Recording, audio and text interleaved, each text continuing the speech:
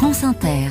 L'histoire du monde, Anthony Bélanger, la police vénézuélienne a brièvement interpellé un youtubeur à l'aéroport de Caracas. Oui, il s'appelle Oscar Alejandro, un des influenceurs vénézuéliens les plus célèbres, avec près de 2 millions d'abonnés sur YouTube et environ 600 000 sur Instagram. Son arrestation a eu lieu dimanche à l'aéroport de Caracas.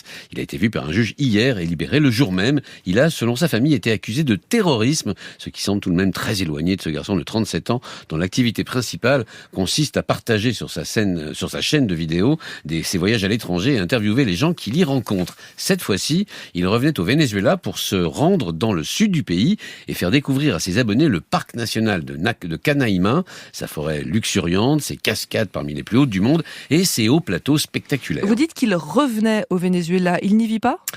Pas comme beaucoup de Vénézuéliens, il vit aux États-Unis, c'est de Miami qu'il a bâti son petit empire virtuel.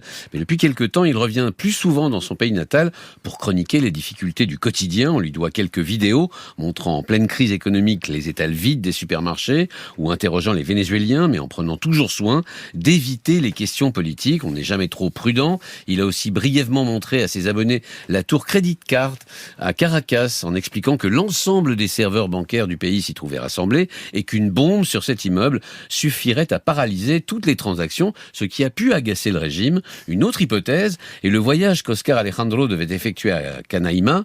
Il a été arrêté à Caracas avant d'effectuer ce trajet. Or, ce parc jouxte la frontière du Guyana, un pays dont le Venezuela revendique les 2/3 du territoire. Or, il se trouve que fin février, le régime a envoyé ses troupes côté vénézuélien de la frontière, jusqu'à présent sans témoins visuels, ni reportage YouTube, bref, tout pour alarmer les autorités. Mais vu ce qui lui est reproché, pourquoi a-t-il été libéré ? Alors une chance qu'il doit probablement à sa célébrité, que n'ont pas eu beaucoup d'opposants politiques vénézuéliens ces derniers mois, un peu à l'image de la Russie. Le régime de Caracas utilise l'accusation de terrorisme pour écarter les gêneurs. Pour Oscar Alejandro, ça ne signifie pas que la justice en a fini avec lui. L'enquête continue et il est probable qu'il aura toutes les difficultés du monde à quitter le pays. Son arrestation est en fait un avertissement sans frais adressé à la diaspora vénézuélienne. Ne vous mêlez pas de politique, même depuis l'extérieur du pays. Le tout dans le cadre d'un raidissement général à l'approche de l'élection présidentielle de juillet. Une fois encore, comme l'allié russe, de plus en plus présent à Caracas, le régime multiplie les arrestations et les intimidations d'opposants.